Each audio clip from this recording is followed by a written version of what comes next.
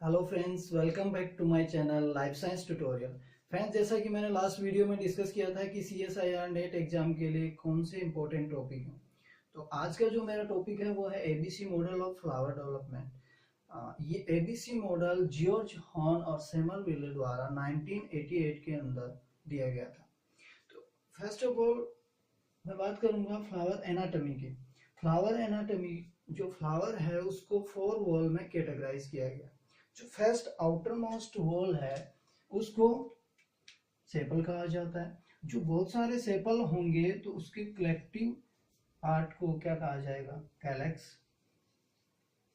और इसके अंदर जो सेकंड वॉल है उसको पेटल कहा जाता है। पेटल के जो बहुत सारे पार्ट होते हैं उनको फिर कोरोला कह देते हैं।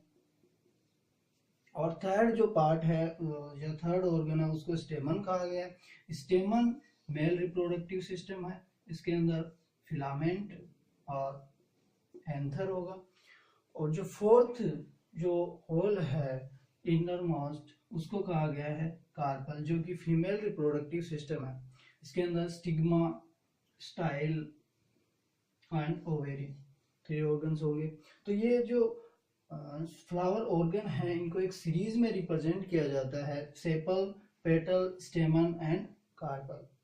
तो एबीसी मॉडल दिया गया है कि जो ये ऑर्गन्स हैं इनके आइडेंटिफिकेशन के लिए, इनकी फॉर्मेशन को रेगुलेट करते हैं कुछ जीन्स, उनको एबीसी मॉडल के द्वारा रिप्रेजेंट किया गया।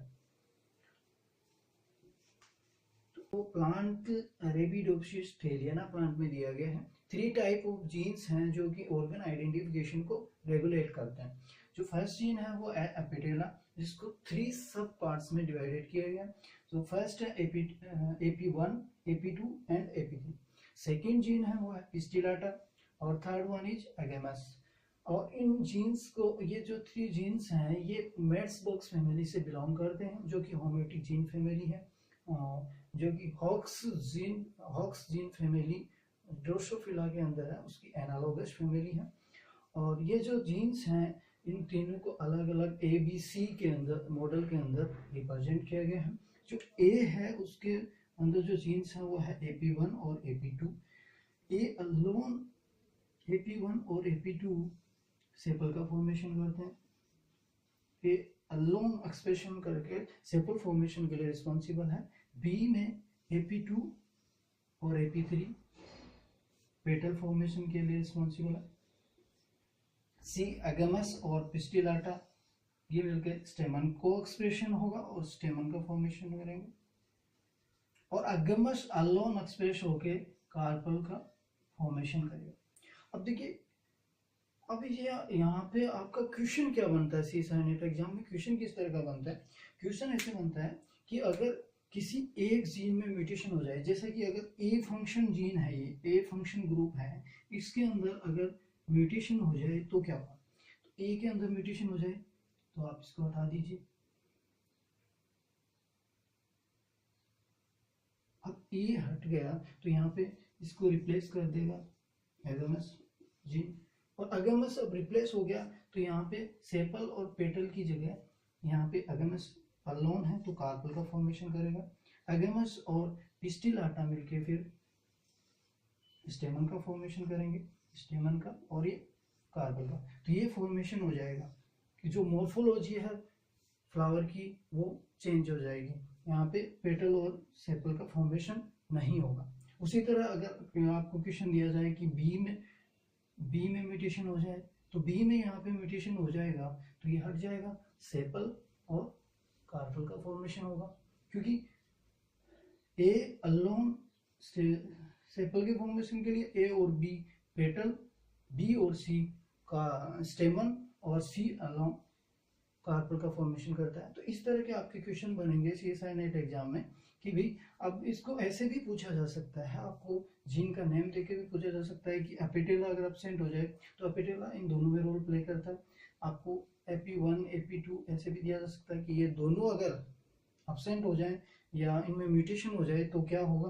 तो इनमें म्यूटेशन होगा तो आपका सेपल का फॉर्मेशन नहीं होगा, ए वाला पार्ट हट जाएगा तो ओनली किसका पार्ट होगा, स्टेमन और कार्पल का ये वाला फॉर्मेशन होगा। ठीक है, वैसे ही इसमें डिफिशियंसी हो जाए या इसमें म्यूटेशन हो जाए तो क्या होगा, तो तो इस तरह के आपके क्वेश्चंस CSIR नेट एग्जाम में बनते हैं कि इनमें से किसी एक में म्यूटेशन हो जाए तो मॉर्फोलॉजी चेंज हो जाएगी, वो उसको रिप्लेस कर दिया जाएगा। जैसे कि यहाँ पे अगर A एब्सेंट है तो C उसको रिप्लेस कर देगा। अब जैसे दूसरा प्लांट है एंटी रेनम मेजर्स, इसके अंदर AP1 को स्क्वेमोशा नाम दिया गया है, AP2 को लिपलेस 1 और लिपलेस 2 नाम दिया गया है, और AP3 है उसको डेफिशिएंट नाम दिया गया है, और पिस्टिलाटा को ग्लोबोशा कहा जाता है, और एबेमस को प्लेना कहा गया। तो ये इनको भी ये नेम देके भी आपको क्वेश्चन पूछा जा सकता है। तो इस तरह के आपके क्वेश्चन पूछे जाएंगे, आपको ये मॉडल याद रखना है। इसके बाद में आप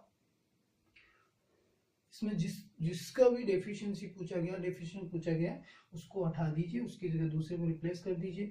आपको ऐसे भी पूछा जा सकता है कि अगर ए रिप्लेस हो, ए डेफिशिएंट हो गया या ए में म्यूटेशन हो गया तो दूसरा उसको कौन सा जीन रिप्लेस करेगा, ठीक है।